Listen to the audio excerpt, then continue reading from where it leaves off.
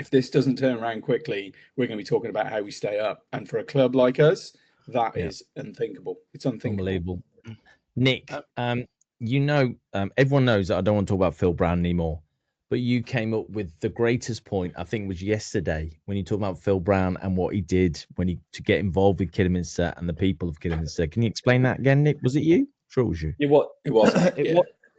Yeah, I mean, it was just a bit of a passing comment, really. That it's just language that is used in interviews and in moments where you get the opportunity to speak to the media.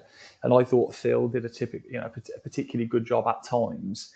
He'd say what he wanted about the players, he'd say what he wanted about the playing staff, but actually the fans in the main, he was quite positive. He talked about the town, he talked about the football club as if he was almost like a supporter now of us, as well as the manager. You could tell that he took the role really seriously, and you could see that it meant a lot. He gave the persona that it meant a lot to him to be the Kidderminster Harriers manager. He made sure players would go to schools to give talks. He would go with them. Now, I know a part of that is that Phil liked that part of the job, and I feel like Adam doesn't particularly. Maybe that's one of his areas that he needs to work on. But yeah, I thought Phil was very much about and understood. He was on the pulse of what fans kind of care about, I think. And I think that comes with experience. I think that comes with being, from a part of the world up north where football is everything to people that are football fans up there. And he, to me, embodied that as a football manager. And yeah, am I saying Phil Brown was perfect? No.